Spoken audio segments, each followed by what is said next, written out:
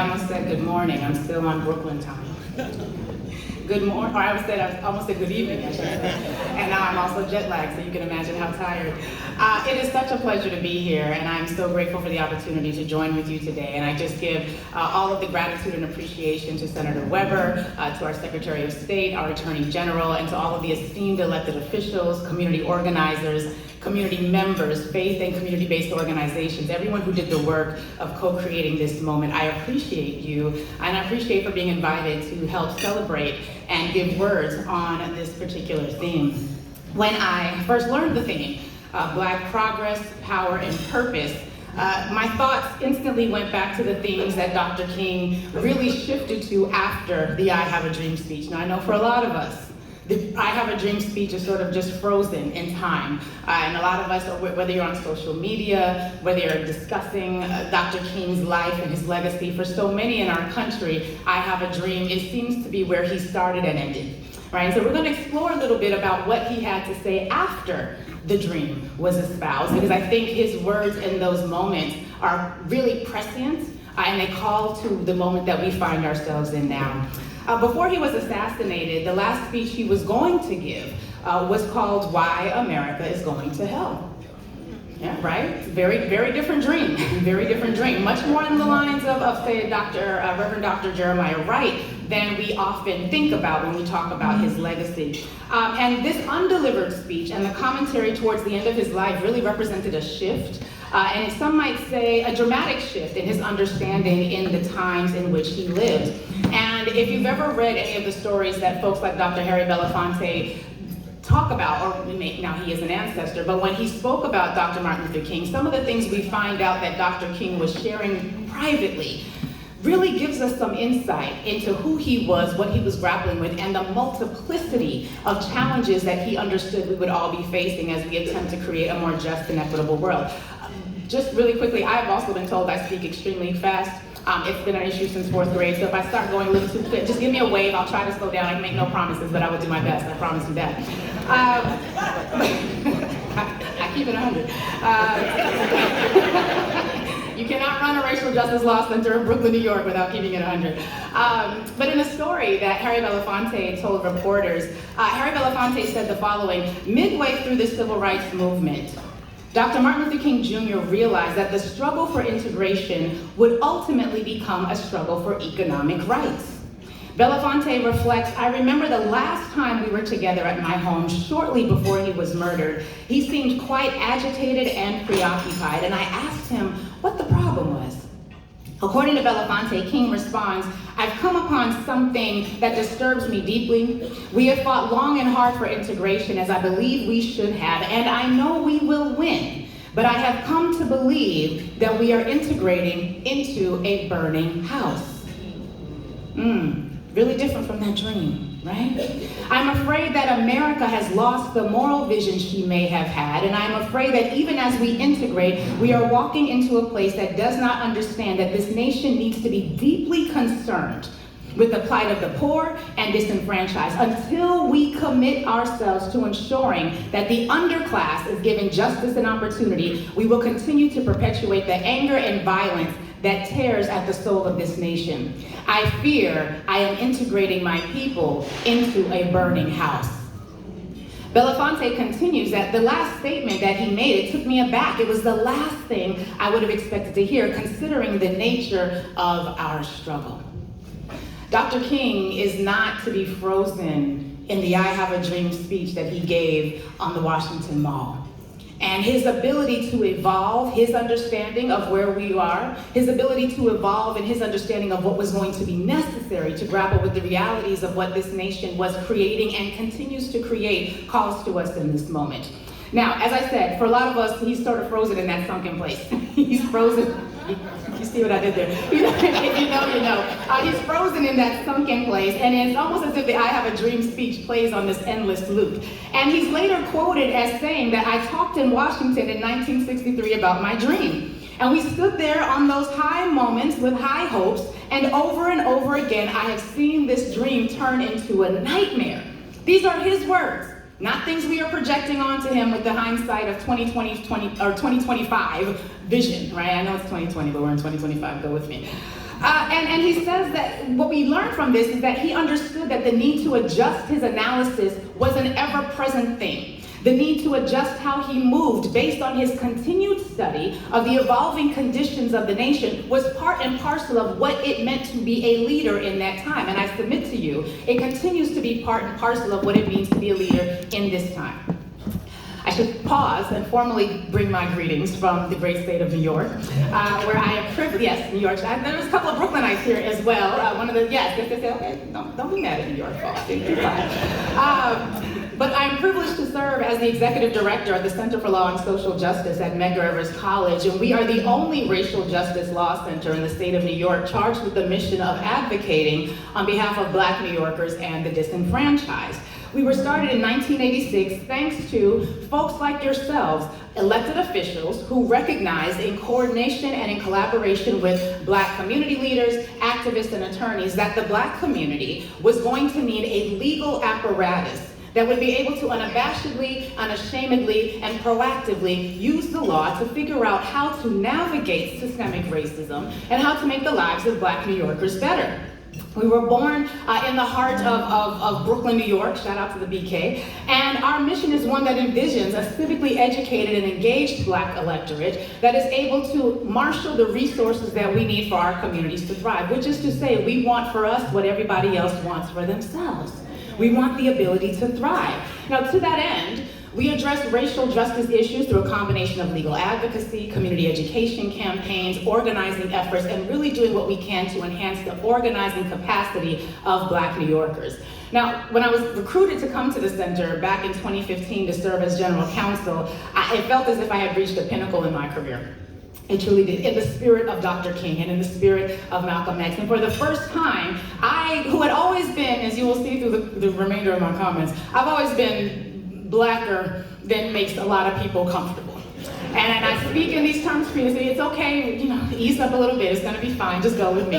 But in my professional spaces, I'm always this person, I'm consistently this person, it's how I was raised. And so it felt like I started out my career in corporate law, and I navigated through federal clerkships, and I had always sort of been like, this shoe doesn't quite fit. And I almost to the point where I was going to leave the law because I did not know how I was going to be able to use it to effectively advocate on the masses. Now, sure, we could do individual clients, but I was interested in systemic change. So when I came to the Center for Law and Social Justice, it felt like I had reached the mountaintop. And one of the reasons is because the entire purpose of the center is to show up, as the kids say, Black AF. If you don't know what that means, ask one of the people with whom you have a close relationship and they'll understand your lack of knowledge.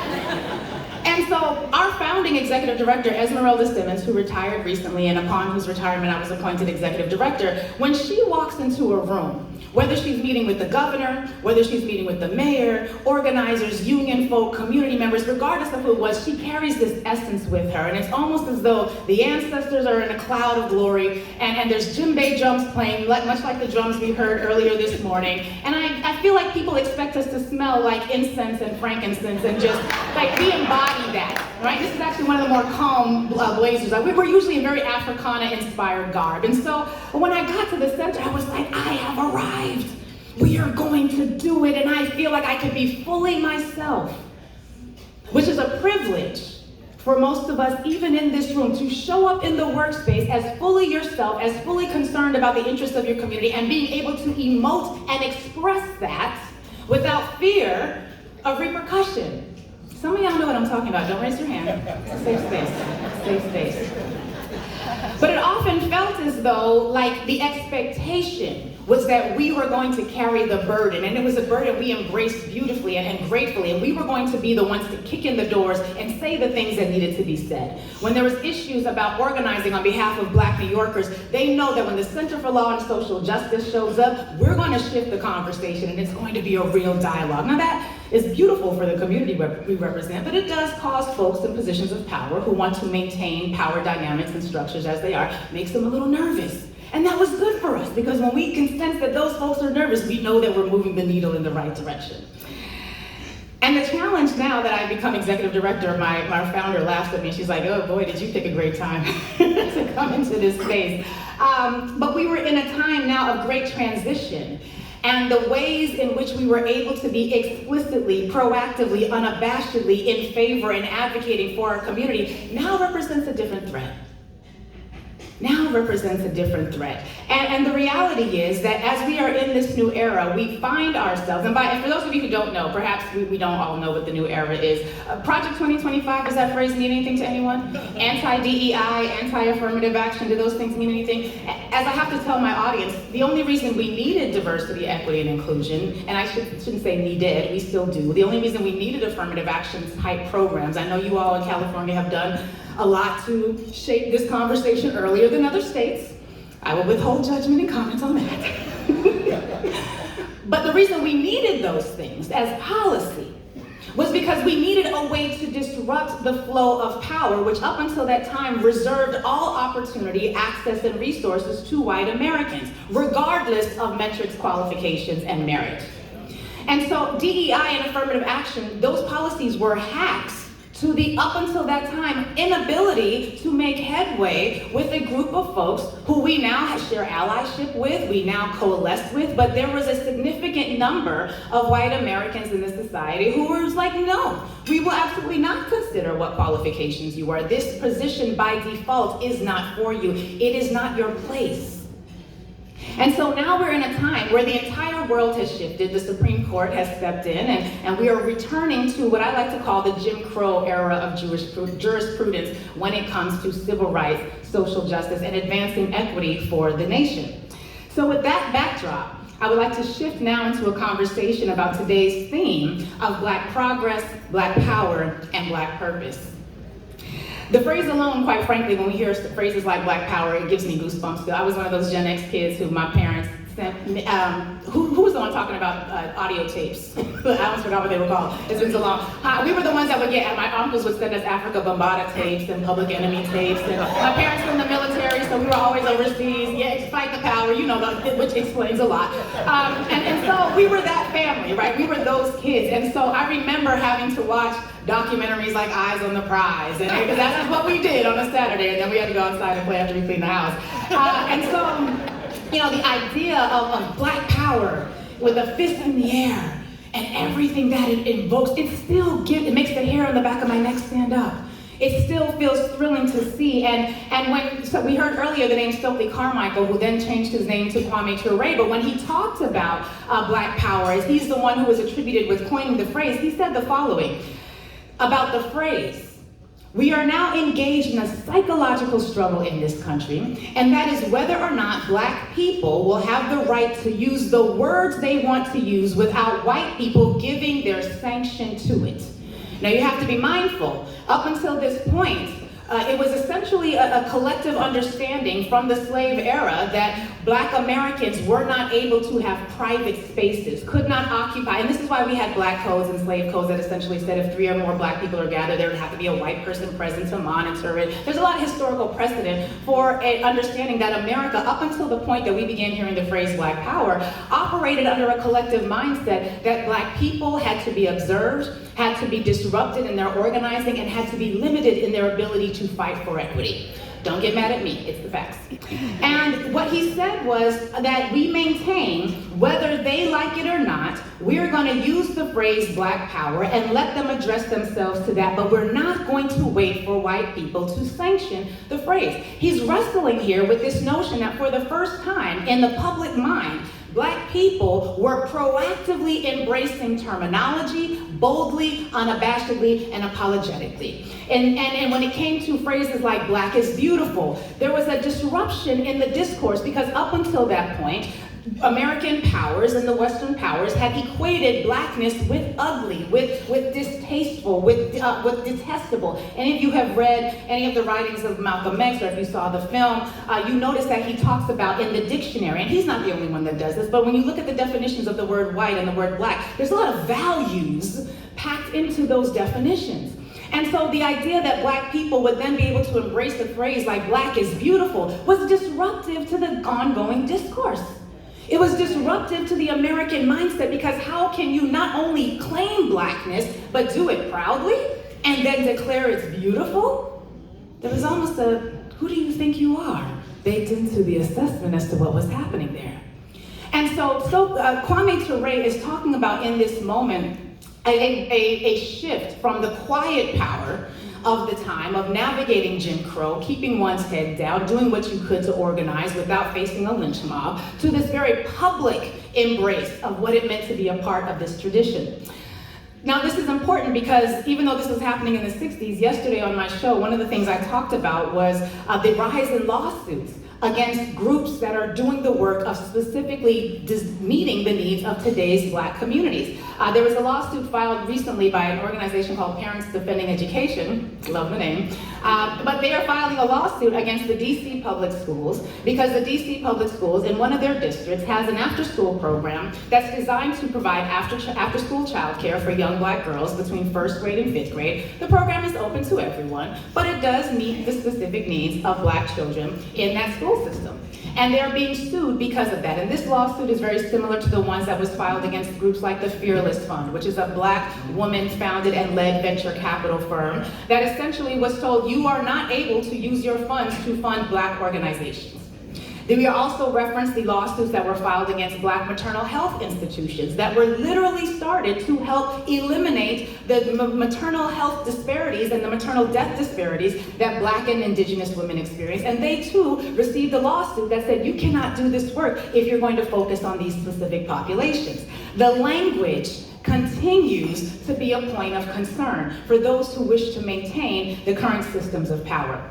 And so this is on top of other sorts of retractions and retrenchment in our civil rights. And as the Supreme Court is busily reinterpreting they haven't gotten to the 13th Amendment yet. God help us. But the 14th and the 15th Amendment, I'm serious about that.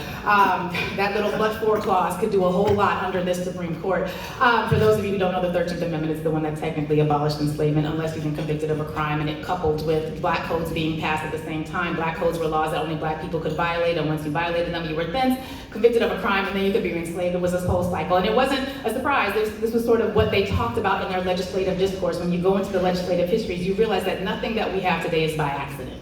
It is by design.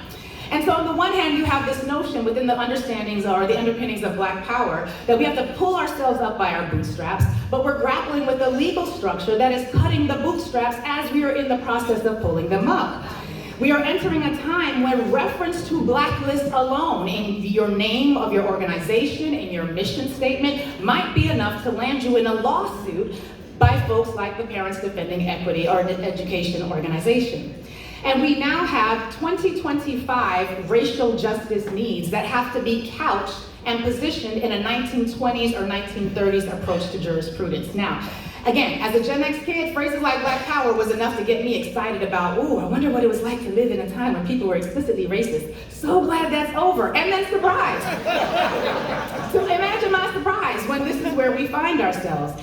And so we have to be clear that the notion for Black power for people who in this nation have traditionally been perceived to be powerless was in and of itself revolutionary. The idea of Black is beautiful for people who were perceived to be ugly by default because of their Blackness is revolutionary. The idea that we should be Black and proud.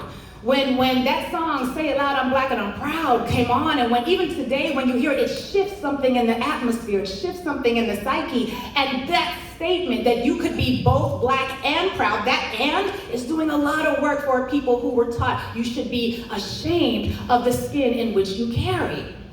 Revolutionary concepts.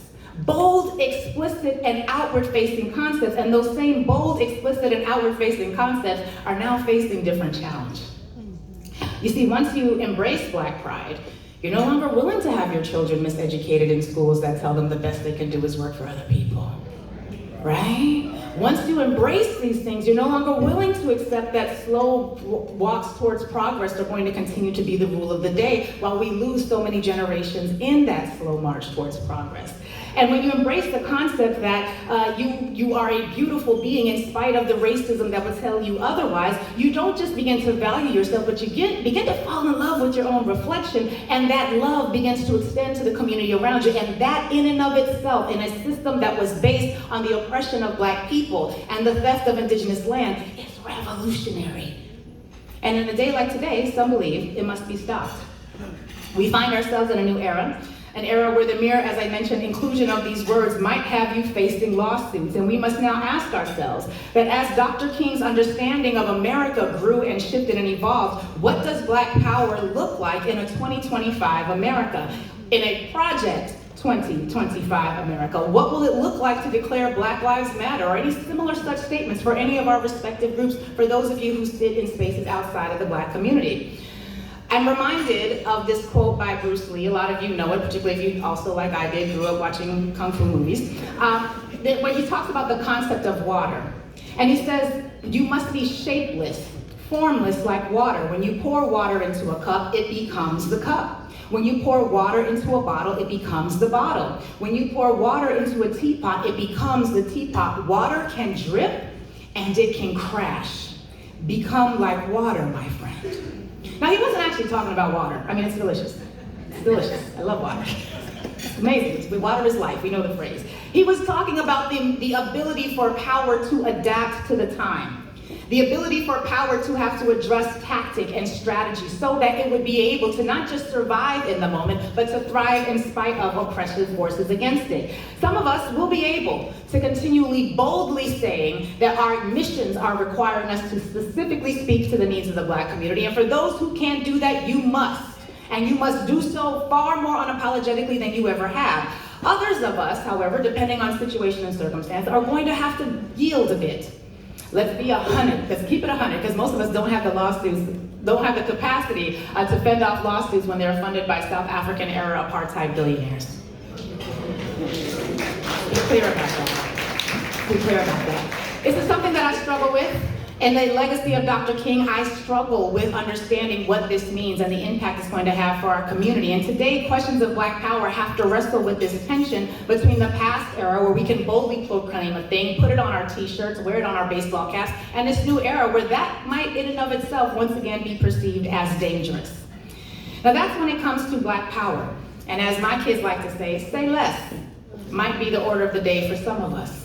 Saying all the things might be the order of the day for others. Our understanding of Dr. Martin Luther King in the 2025 America requires us to grapple with that tension. And progress. When it comes to Black progress, it's not just notions of Black power that are under attack. Even the very concepts of what we consider progress in our community is also undergoing a certain tension. There was a time, not so long ago, when we considered it progressive to send 6-year-old Black girls by the name of Ruby Bridges to attempt to integrate a school where they had to first navigate the crowds of hostility on the outside, where they were dealing with people throwing things at them. And I'm not talking about just bad words. I'm talking about the sticks, the stones, and the words to break your bones. And we thought it was progress to send our children into these spaces. And we understand that. We don't cast judgment on that. But we do need to recognize that what progress looks like then might be different now. In previous eras, teaching our children how to master cultural whiteness is a very important thing. Now, for those of you who are hearing these phrases for the first time, one of the things I like to remind people of is that learning how to make white Americans feel comfortable was a survival skill for enslaved Africans. Because if you make a white person uncomfortable during a plantation era, my God, you could lose your life, your family could be sold away, any manner of horrible things could happen to you. That was in the enslavement era. I would submit to you that that power dynamic remains, and that most of us who are able to successfully navigate integrated institutions are able to do so partly because we have the skill set of knowing how to make our white colleagues more comfortable with our Blackness. We know how to bend it, we know how to twist it, we can contort it, we can remove the sound from our voice and sound a little bit differently in meetings so that we make everyone feel like we're not coming off too threatening. It is a skill set, there's no judgment, it is a thing. It is a thing. And if we don't think that making the right white person comfortable might lead to your death, ask Sandra Bland, ask Trayvon Martin, ask any of the names that we have had to call, and most of them that we have forgotten. And it simply comes down to what it looks like to navigate this particular era. And so a few years ago, many years ago, I keep forgetting how old I am, many years ago, I was speaking at an institution, I will not say the name, but it was an HBCU institution, phenomenal institution, doing historically black college and university, phenomenal institution. And we were meeting there with a number of the students, and it was a mix of grad and undergrad students, and we had everyone go around the room and introduce themselves and their major. We had, I'm such and such, and I'm majoring in business, I'm here getting my MBA, or I'm a neurosurgeon. I mean, pride, because we at HBCUs, we do pride. We're very proud of who we are, what we're doing, and there was a lot of self-congratulatory energy in the room. And then we asked each of those groups, because we had the poli-sci majors, the business majors, the medical folk, and we asked them, okay, well, how is your skill set being applied to the needs of the black community? Still waiting on answers. Because the economics students who were focusing on finance, when we asked them, how do you plan on creating financial products that are going to enhance our community, unlike the very racially targeted financial products that a variety of banks gave to black and brown communities, which then resulted in foreclosure, right? Not because people were trying to get houses they couldn't afford, but because they were being treated with subprime mortgaging products that our white counterparts simply weren't getting. When my husband and I first bought our home, I was making more money than Jesus, as I said at the time. I was a corporate lawyer. We were well employed. I mean, there was no problem whatsoever. We kept getting offered these terrible mortgage products. Meanwhile, my office mate, a lovely white young woman, had never even heard of a subprime mortgage. And so when we understood in the aftermath, as a result of the lawsuits that fettered out the discrimination and the very specific micro-targeting that a number of these banking institutions did, we asked these young people, how are you creating banking products and financial products that are going to uplift your community? To the medical students, we said, well, what diseases are you focusing on that are specific to the black community, such that the black community will benefit from your education? The political science majors, what are you going to do to help ensure that the intentional exclusion of black people from the body politic from 1619 until 1964 to 65, such that we could not even think about registering to vote, or we might end up assassinated in our driveway like Medgar, Wiley, Evers? What are you doing to bridge that gap? These brilliant students who had just a moment ago introduced themselves with such pride had not thought about how to apply their education to the specific needs of their community, because for them, success was getting a job outside of the community, making good money, making their colleagues feel really comfortable, and being able to buy a home in other communities that, quite frankly, would only tolerate a few of them before white flight kicked in. This is this era. And so our notions of what progress looks like also have to shift. It cannot be that you are an architectural student coming from a disenfranchised, marginalized communities, and the houses in your homes and your communities are falling apart, and you're off working a big, luscious, wonderful job. It cannot be that your community is completely politically disempowered and disengaged, and you are a political science major, and you have not thought about how to bridge that gap. Progress and our definitions of success have to change. And we have to be willing to use our resources to improve the quality of life for all of us, not just those of us who are lucky enough to learn that skill set early enough to make a difference in our quantifiable lives. When it comes to progress, we're going to have to return to the tenets of that poem that says you can't just go to college, you have to bring that college home. So I challenge all of us to think about what we are doing with the gifts, skills, and talents that we possess right now, to not just each one teach one, because that is math that will render the village extinct. What are we doing with our gifts, skills, and talents to reach masses? Because if you have one mentee, that is adorable. If you've got two mentees, that is really cute. Where's the classroom amount of folks that you are pouring into? Because if you had someone pour into you, it was with the expectation that you would exponentially do that in the reverse to others who are coming after you. And so even as our notions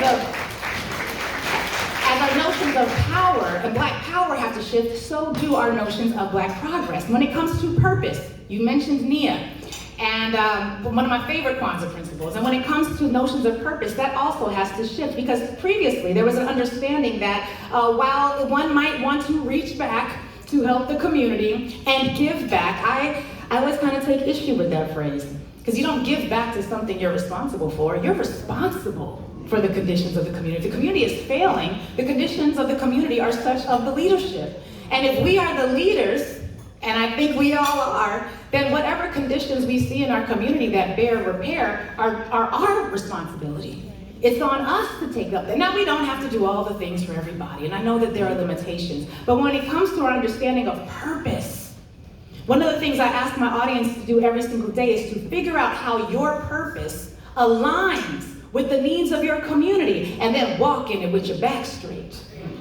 Too many of us have an understanding of purpose that is individualized, and it is for our own personal goals. And I'm not mad at anybody having personal success. I think that's wonderful. I've achieved enough of it my own, and I don't begrudge that for anybody. But I also know that if individual success is where my barometer starts and stops, and the condition of the community is also my responsibility, then who else am I looking to help come save the day? Because either we're the leaders we've been looking for or we're not, and I think that we are. Otherwise, we would not dare to gather under the umbrella of such an auspicious occasion as to celebrate one Dr. Martin Luther King Jr. I would like to disabuse us of the notion that we can continue with business as usual. We are in a 2025 America with a 1920s, 30s, 40s approach to jurisprudence and equity. And it is going to require, as the Secretary of State said moments ago, she felt as though she was relitigating things that she had already litigated. I cannot tell you how heartbreaking it is to talk to my elders who say, we did this already. We fought these fights already. We had these battles already, and now we're right back at square one. And so as our notions of Black power have to evolve and change, as our notions of Black progress have to evolve and change, and as our notions of purpose have to evolve and change, so too does our approach. Now, up until this point, and I'm drawing to the conclusion here, I know we all have other things we have to do, but one of the things that I want to remind us of is that this is not simply about the Black-white binary. Right? Although it's easy to understand it in that context because those are frames that we often understand. We're in the most diverse state in the union, so we know that this goes far beyond just the Black-white binary. But what we have to be clear about is that every single one of us play a role. There's a lot of you in this room who are not necessarily a part intimately of the African community, of the Black community. Guess what, friends? You too have a role. In fact, some might say, if you are planning to be a part of an America that is going to push us forward as opposed to being one that is dragged back to the 1920s, 30s, and 40s, you have an even greater obligation. There's a segment of my audience, my show is a national show, and we have, people often think it's an all Black audience. It's not, it's actually extraordinarily diverse. And we have a segment of the community of white collars, and we call them the righteous whiteous. I didn't come up with a name, but we call them the righteous righteous because these are folks who are like, listen, I know I've got privilege, I know I've got power, I know I'm going to be in rooms you will never be in, and if you are ever in those rooms, the conversation is going to shift as soon as you come in, and it's going to change back to what it was as soon as you leave. Your obligation, I was going to call you all righteous righteous, I don't want to be so busy. Your obligation is to think about the historic power of privilege. Is to think about the historic power that you bring into these spaces and to do the very difficult work, not of coming into other communities to save them, but to having the very challenging, difficult, easily avoidable conversations within your own communities. Because you have the ability to shift minds, to change hearts, and to speak truth to power in ways and in languages that even if I master the way that other people talk, no one is going to listen to me from that space. There's this phrase or a quote from Assata Shakur where she says, it is our duty to fight for our freedom. It is our duty to win. We must love and protect each other. We have nothing to lose but our chains. That includes all of us.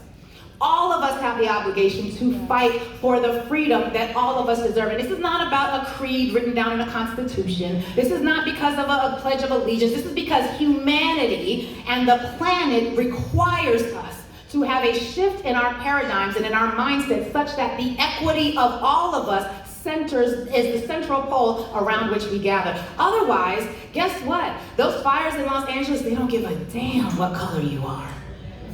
A lack of water, droughts, they don't care what communities you're in. Now, some of us might have financial resources to insulate ourselves. Maybe we'll build a bunker in, I don't know, Hawaii somewhere. It's happening. I'm not going to mention any names. Some of you are sponsored. Okay, move on. But the reality is that there is only so much you will be able to do to ensconce yourself in a shell of privilege when the world is saying no more. No longer are we going to be quiet. No longer are we going to center feelings of privilege because we cannot sustain it. We collectively cannot sustain it. And if we believe ourselves to be the human beings who have as much access to love and power and justice as everybody else, then you have frankly, you have more of an obligation because of the privileges that this system of injustice has afforded you. This is not about guilt and all the things, it's about accountability. And it's about taking responsibility for what you can do to move the needle. We're going to have to adjust in a variety of ways, and for time's sake, I'm going to leave that as a cliffhanger. I'll send you my notes on what some of those adjustments look like. But I just want to leave you with this story. How many of you are familiar with Wilmington, North Carolina? Because you live there, because you know the story I'm about to tell. Okay, here's the story. Don't tell anybody, just hold on, I'm gonna tell the story. Wilmington, North Carolina, post-Civil War. Reconstruction era, which was, I like to call America's first effort at integration, has completely crumbled. We had the 13th, 14th, 15th Amendment, we had the Ku Klux Klan civil rights laws of the 1860s, and it's so weird because the civil rights laws of the 1960s often mirror what we already had on the books in the civil rights era of the 1860s. But in Wilmington, North Carolina, even though Reconstruction had virtually ended everywhere else, there was this entity called the Fusion Party. And the Fusion Party was a political party made up of formerly enslaved Africans, indigenous Americans, and poor white farmers, poor white members of the community, and they were an interracial organizing space in the 1890s, and let me tell you, they were phenomenally successful. Now, they still had to work through things because they were still dealing with mindsets of judgment and prejudgment, prejudice and racism, but they were doing the work of grappling with those things in affinity spaces and collectively. And the Fusion Party was so successful, they were able to get people elected into office at the local, state, and federal levels. It was an amazing effort. And in this final election of 1898, they had done the same thing again. The entire 1890s, they had been running the table, they were successful, they were integrated, and they were moving the needle of equity for all of them. But in 1898, the billionaires of that day, if you will, decided that enough was enough. They rode into town on their horses after a very heavily promulgated campaign. They had, memes of their era. There wasn't a whole lot of high literacy rates at that time, so they relied a lot on imagery, and there was a lot of imagery designed to stoke anti-black animus, a lot of imagery to stoke anti-indigenous animus, and they had folks who, the first female state senator who came out of the state of Georgia was a real prolific mouthpiece, and she talked about the fact that we must lynch 1,000 of them a day. It was really prolific. It was like some news stations that we have today, but the 1890s version. And so these folks who were the billionaires of that time, seeing the success of Wilmington, North Carolina, recognized that if they were going to maintain the power dynamics that centered them, it had to end. And they rode in on horseback, approximately 200 of them, on the day after the election as folks were being sworn in. They had brandished their weapons, and they said, you got two choices. You either step down, or we'll kill you, and we'll throw your body in the river. Because we already have a mandate to lynch 1,000 a day.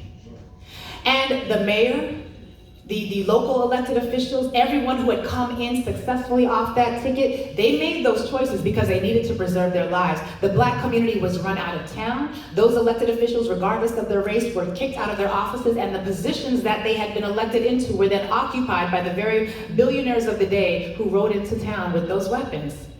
And then you know what happened after that? Nothing. They just sat in those positions. One of them went on to be in Congress representing the state of North Carolina, and they buried it until approximately mid-2000s when people began unearthing the history. People from Wilmington, North Carolina, I've often heard say they never heard that story, didn't know what was happening. Similar to what happened in Tulsa, Oklahoma, where people today from Tulsa only know about what happened in 1921 because of this resurgence of interest.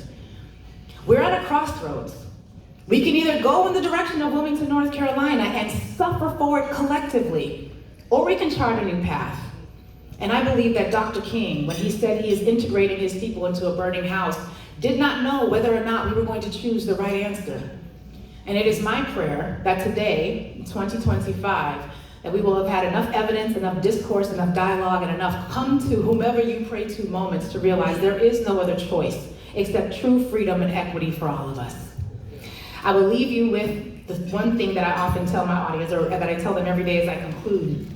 Regardless of everything that I've said here today, if you could just do these three things, I think we will all be better off. I need us to, number one, as I said earlier, figure out what our purposes are, our NIA, and walk in them with our back straight as we align them with the needs of our community. I need us to tap into our Harriet Tubman, Marcus Garvey, Nat Turner, and Dr. Martin Luther King Jr. type of love, so we learn to love each other harder than we were taught not to. So we learn to create pathways of opportunities for those who need it, and we learn to center and uphold the sanctity of all of our lives. And then, as we do those things, I need us to find as many things of goodness that we can tie ourselves to. Find as many good things that we can do and do as many of them as we can. The world is going to need us now more than ever. And we no longer have the obligation of sitting on the sidelines and thinking somebody else has got next. We are here, we got next, and Dr. Martin Luther King Jr. is waiting on us. Thank you.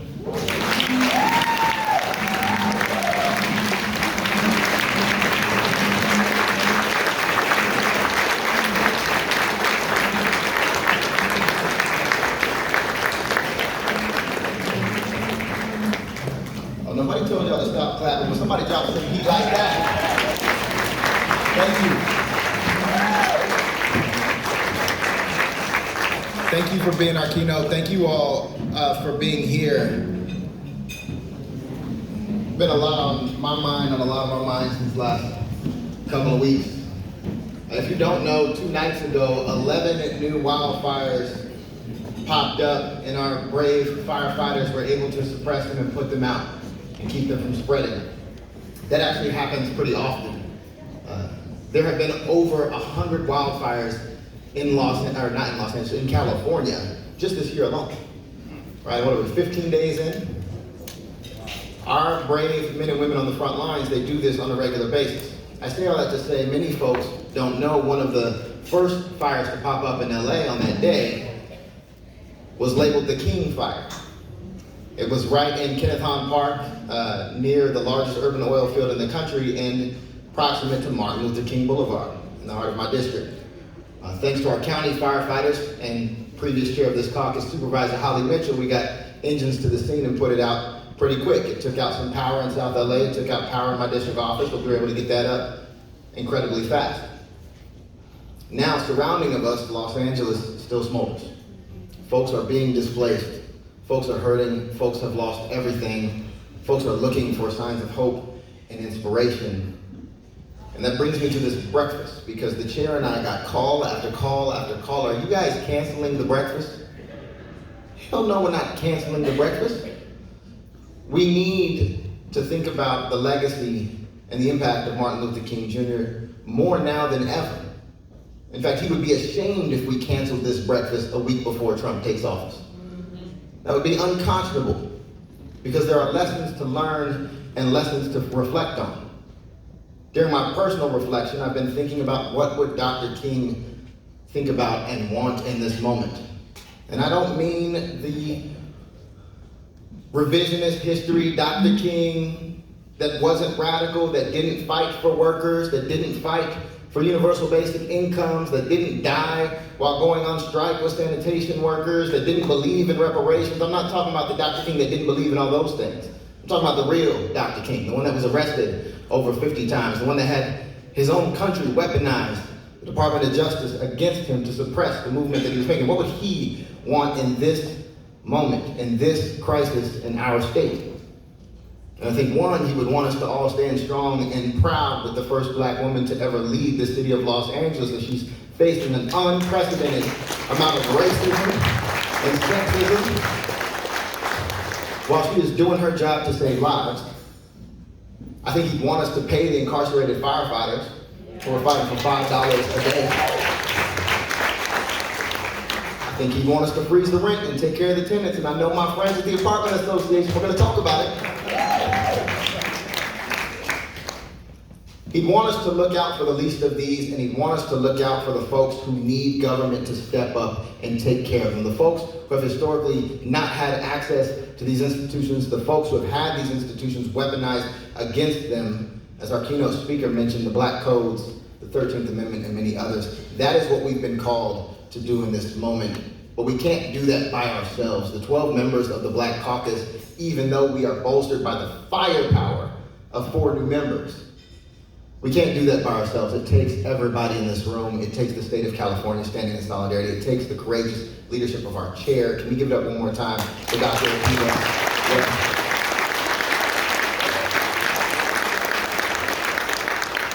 Even though she's getting in trouble at home because we both got married recently, and she's already going by Weber Pearson, and my wife is looking at me like, Mr. Parnell Bryan. But with that, I want to thank you all for coming and bring up our closing word, our prayer, our brother from Reno Valley in the Inland Empire. Can y'all give it up for Dr. Corey Jackson?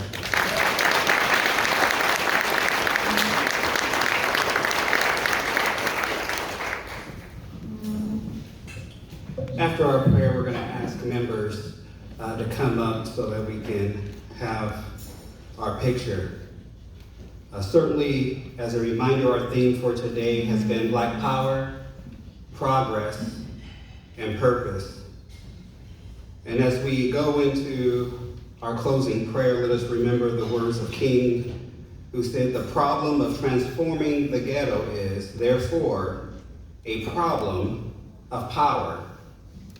A confrontation between forces of power demanding change and the forces of power dedicated to preserving the status quo." Let us pray. Dear Lord, you have brought us a mighty long way, yet we still have a ways to go. So as we conclude this breakfast in honor of Dr. Martin Luther King Jr., we come before you with grateful hearts, thanking you for the vision and courage you gave to Dr. King to stand for justice and love. We ask you to give us the strength and courage to be steadfast and unmovable as we seek your guidance to continue to work towards a world that reflects your peace, your love, your fairness, and your justice for all of humanity. Help us be instruments of your peace, to speak out against injustice, to protect the weak, to feed the hungry, to embrace the forsaken, and uplift one another. May we embody the spirit of love and service that Dr. King exemplified, and may our actions inspire others to join in this important work. Dear Lord, grant us the strength and wisdom to carry on his legacy, and let us strive to make our communities places of understanding, respect, and harmony. And we ask all these things in your Son, Jesus' name. Amen. We are concluded.